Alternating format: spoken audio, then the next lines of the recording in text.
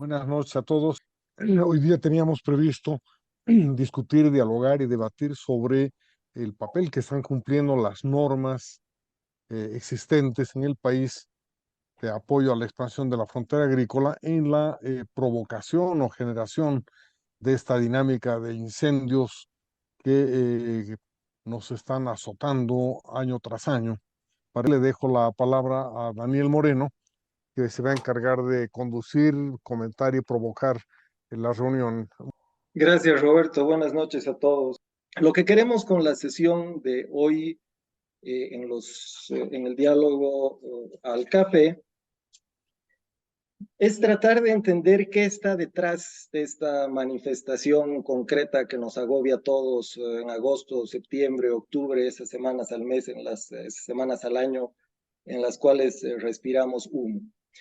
Y lo que creemos que está detrás, y para eso hemos invitado a Gonzalo, es un conjunto de políticas y normas nacionales que tienen que ver con la expansión de la frontera agrícola, tienen que ver con una palabra que ya no se usa, pero no por eso deja de practicarse en términos de su ejercicio, que es la colonización, el acceso a terrenos, a tierras nuevas para la producción agrícola de parte de personas que antes no estaban asentados en esos lugares, la habilitación de nuevos terrenos y una lógica al final que desnuda una visión de desarrollo extractivista del Estado boliviano, que genera, por supuesto, mucho conflicto, pero que genera también mucha convergencia entre actores opuestos o en posiciones opuestas dentro del espectro ideológico.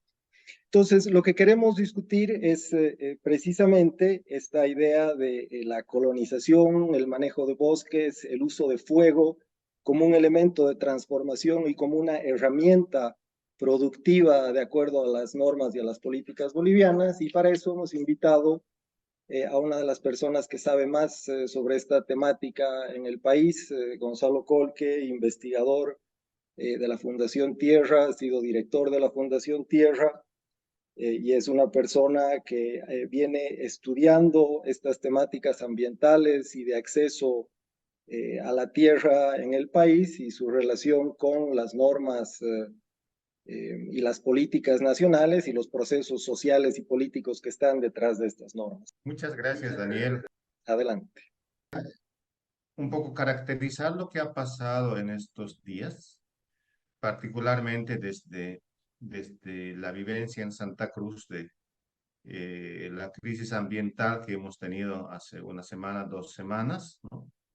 Y después hablar Daniel, tú mencionabas cuáles serían los temas institucionales que también están por detrás, y ahí creo que hay que hablar de cuál es la situación actual de la ABT, ¿no? De la Autoridad de Bosques y Tierra, que creo que tiene mayor relevancia, mayor importancia y mayor alcance su trabajo que el propio INRA, ¿no? El Instituto Nacional de Reforma Agraria, como quiera, creo que ya ha cumplido su rol. Tiene muy poco trabajo, la verdad, de campo, de sanear, de manejar algunos conflictos que no puede manejar. Y la Autoridad de Bosques y Tierra no tiene el tamaño que debería tener y el funcionamiento que debería tener para encarar y manejar estos temas ambientales, que es lo que quiero tocar en la segunda parte. Entonces, en lo primero, está muy claro que la contaminación del aire, esta densa humareda que ha habido en Santa Cruz por lo menos una semana, que obligó a las autoridades a suspender las clases y cerrar las escuelas, por lo menos en el departamento de Santa Cruz, eh, ha coincidido con días de extremos de calor, ¿no? Con temperaturas por encima de 40 grados a media tarde. Y el origen de todo esto es la Reserva Forestal El Choré. La reserva, para quienes no se ubican muy bien, pues está ahí prácticamente el río Ischilo es el límite natural con Cochabamba, con el Chapare, ¿no? Con el trópico de Cochabamba, y está ahí el municipio de Yapacaní. Entonces, es una zona ya de por lo menos 30, 40 años con ocupaciones de cocaleros que provienen mayormente pasando el río del trópico de Cochabamba. La reserva forestal de Choré tiene más de 1 millón de hectáreas originalmente en su creación como reserva, ¿no? Ahí se ha dado el fuego. Se ha dado en una zona que no es de desmonte, sino más bien es una zona de inundación de ríos que cambian de curso permanentemente. Y inicialmente la ABT señaló que eran 50.000 hectáreas y después con los datos actualizados hemos visto que está por alrededor de 100.000 hectáreas quemadas, diríamos en el corazón mismo de el Choré, ¿no? Ahí hacia el río Ichilo. Entonces, ese ha sido el origen principal, básicamente, de lo que ha pasado en una semana en Santa Cruz. Porque eso coincidió con los vientos del norte, vientos suaves, y eso ha hecho que toda esa capa de humo, pues, se quede varios días sobre Santa Cruz, ¿no? Y hubo la crisis que hubo y la preocupación que hubo de la gente. Y obviamente todos los dedos acusatorios apuntan a quién ha provocado esto en el Choré. Y básicamente son asentamientos ilegales, ¿no? Y básicamente son asentamientos ilegales de campesinos cocaleros o por lo menos allegados al trópico de Cochabamba. Y una zona de coca ilegal, de hecho es una zona de control, de monitoreo, ¿no? Para la erradicación desde hace varios años igualmente, ¿no? Entonces, algo que se ha dicho en los medios y también varios líderes cruceños han dicho, efectivamente, ese incendio ha sido provocado en el Choré por estos asentamientos ilegales, ¿no? En mi opinión, de un chaqueo que se ha descontrolado y ha llegado a 100.000 hectáreas, lo cual tiene sus consecuencias, ¿no? Y este tema nos lleva a otro punto, ¿no? Sí, ¿qué pasa con la reserva forestal del Choré? El 2000 ya fue recortado, 200.000 hectáreas. En cifras redondas, imaginemos que son 1 millón de hectáreas, menos 200.000 recortadas, porque ya había asentamiento, ya había desmontes, ya había gente, ¿no? En la parte sur, este, ¿no? 200.000 recortadas, que quizás alguien sabe, se llama decreto de desafectación del Choré, ¿no? ¿No sería mejor llamarlo afectación? Porque desafectación suena a que se desafectó de la reserva a los asentamientos ilegales que tomaron a la fuerza esa parte, ¿no? Y 200.000 hectáreas que en cuestión de 15 años se sanearon totalmente, tenemos los datos, ¿no? Están tituladas en promedio a 50 hectáreas cada una de esas 200.000 hectáreas. En un 90% tituladas. En un 90% da 50 hectáreas, ¿no? En forma triangular, gran parte desmontada. ¿Y dónde está la idea de que eran comunidades? Pues no hay asentamiento, no son distribuciones tipo, ¿cómo se llama esta? San Julián, ¿no? Tipo brecha Casarabe, no, no son en forma de estrella, con un núcleo de asentados, es pura agricultura mecanizada. Entonces, ahí creo que hay dos temas a trabajar para el futuro en esa zona recortada. Uno, son supuestamente comunidades, pero a la hora de la titulación han sido tituladas mayormente como propiedades individuales de 50 hectáreas, como pequeña propiedad agrícola. Y lo de comunidad sirvió nomás de excusa para convertir tierra fiscal o tierra de chore en tierra de propiedad privada.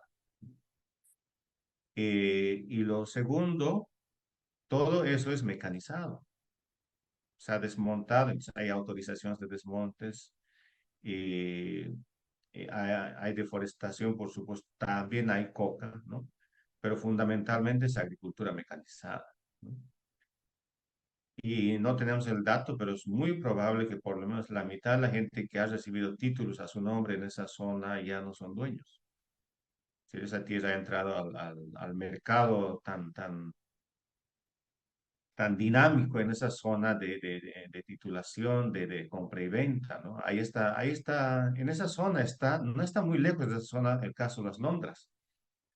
Y tampoco está muy lejos el caso del Triunfo 2, donde el ministro aceptó un soborno de $100.000, ¿no? En Characayo, para titular eso. Eran 2.000 hectáreas ahí.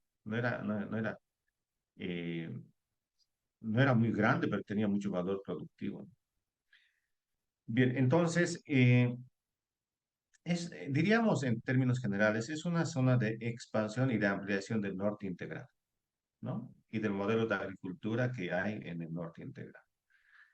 Esa es la parte recortada, esa es la parte deforestada.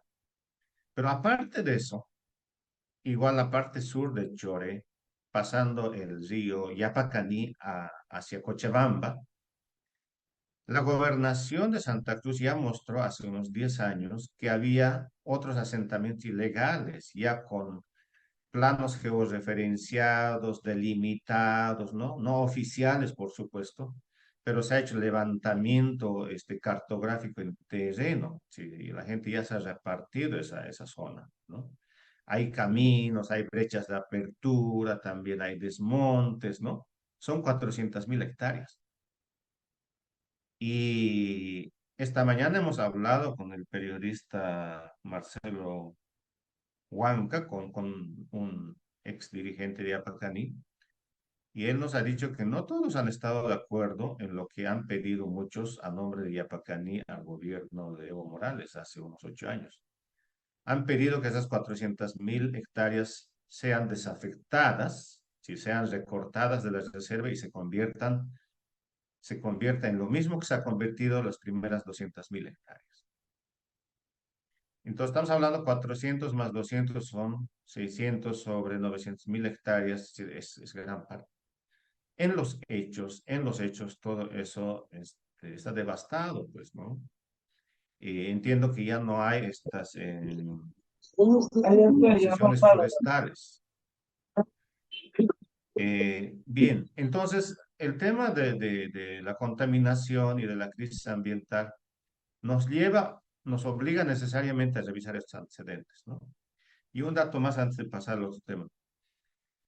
Hace unos días el director nacional del INRA salió a la prensa con un comunicado a decir que quería desmentir a aquella gente que insinuaba o decía que el INRA había titulado tierras en reservas forestales.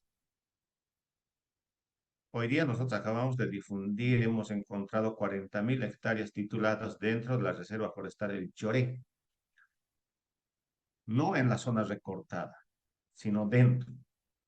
Hay 3 polígonos titulados a 50 hectáreas y hay unas 40.000 hectáreas ya prácticamente con caminos, con producción, con instalaciones, etcétera. No puedo mostrar en este momento mapas, pero puedo compartir más después para quien desee conocer esos detalles, ¿no? Entonces, sí hay muchas cosas, ¿no? Sí, están pasando muchísimas cosas en estas zonas y hay mucha información parcial también. Hay gente que dice que toda esa gente son cocaleros que se entran ahí para sembrar coca ilegal y que son los... Existe coca, pero si vamos a contabilizar, etcétera, la mayor parte de esas tierras son de agricultura mecanizada. Es la única región, creo, en el país donde empieza territorialmente a solaparse y a coexistir la coca y la soya. Y cómo la coca se convierte en capital de inversión para la soya. Y con actores de ambas partes. Bien, creo que ese es otro tema. Entonces, quería dejar esta primera parte como un tema importante de no perder de vista y íntimamente relacionado con lo que ha pasado particularmente en Santa Cruz. El tema de la ABT. En el programa se decía estas leyes incendiarias, cuáles habría que abrogar, cuáles habría que modificar. Por supuesto, habría que modificar y anular todas, ¿no? Pero yo creo que ahí también los activistas especialmente nos hemos quedado en el debate, ¿no? Hemos pedido unos 3 leyes para que se anulen, otros 5, otros más ambiciosos 10. Yo quiero dar un poco un giro y decir, hablemos de la ABT. La ABT tiene mayor responsabilidad, mayor trabajo, mayor autoridad debería tener porque gran parte de sus conflictos es bosques, ya no tanto tierra, ¿no? Y hoy día para esta reunión estaba mirando algunos datos de ABT, a ver, para un poco graficar. En promedio, ABT cada año autoriza 200.000 hectáreas de desmontes, más los últimos 5 años, 200.000 hectáreas autorizadas cada año. Eso como es, creo que es como 500 hectáreas por día. Es enorme. Si la ABT prácticamente autoriza desmontes a quien se lo pida. ABT, 7.000 autorizaciones de quemas. En hectáreas, 400.000 hectáreas autorizadas de quemas. Lo ha dicho su propio director en el mes de julio de este año. Es decir, ¿cómo no vamos a tener los incendios que tenemos si se autorizan 400.000 hectáreas de quemas? Si se autorizan 200.000 hectáreas de desmontes. Las autoridades dicen mucho de lo que se ha quemado es ilegal, son incendios no autorizados. Yo creo que mucho de lo que se ha hecho son incendios en hectáreas autorizadas. Por eso no encuentran a los responsables, porque el responsable tiene autorización. Sí, hay temas fuertes ahí. Ahora, bueno, eso es lo que tiene como resultado, ¿sí? El ABT. Estaba mirando que me parecía importante ver cómo funciona el ABT. Un presupuesto anual de la ABT más o menos es de 7 millones de dólares anuales para que opere la ABT. 7 millones de dólares. Un 80% son sueldos y salarios. Se lo gasta en sueldos y salarios como cualquier otra institución pública. Pero la ABT tiene un rol distinto al INRE, por ejemplo. Hace recaudaciones grandes por permisos, ¿no? Por autorizaciones, por estos derechos forestales, ¿no? El 2022, recaudación 20 millones de dólares año. Si opera con 7 millones y recauda para el Estado 20 millones de dólares. Yo dije, está muy bien. Deben ser las multas por quemas, por incendios, por chaqueos, ¿no ven? La mitad de las recaudaciones de 10 millones es por formularios y por los trámites, por las fotocopias. Claro, si autoriza 200.000 hectáreas por año y 400.000 hectáreas de quemas, hay pues mucho trámite. Y cada papelito tiene un valorado, ¿no?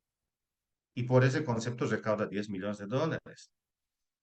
¿Y cuánto recauda por multas? 1 millón de esos 20.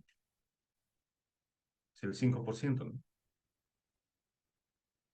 Es decir, más fondos viene por autorizar y hacer el trámite burocrático que por hacer fiscalización y sancionar.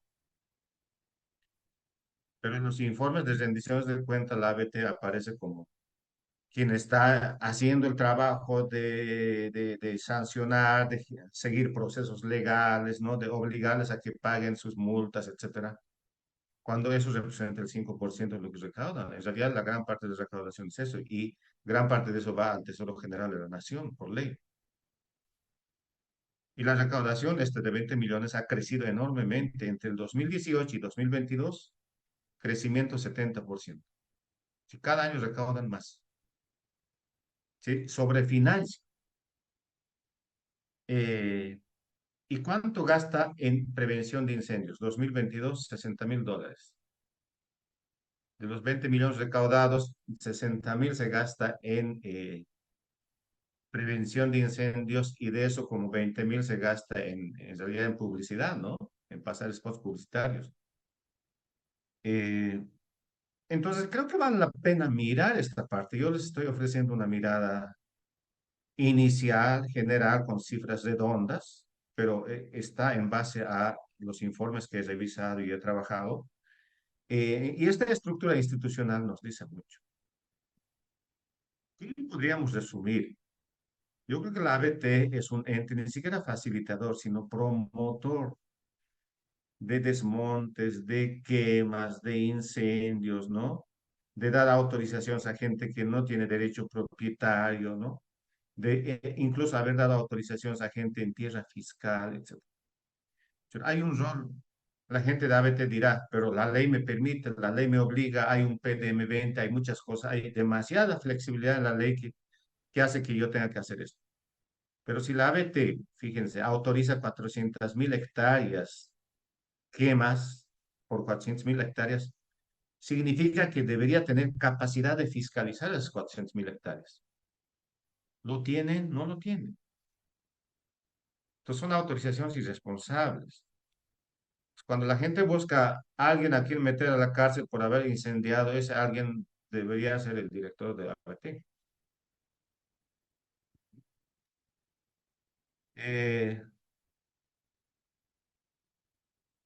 ¿Cuántos incendios se han dado en los lugares que tienen autorizaciones de quemas? Ese dato nunca hay. Pero ya con la escala, con los números que tenemos, por lo menos la mitad se ha producido en zonas donde ha autorizado la ABT. Entonces, ¿quién es el responsable?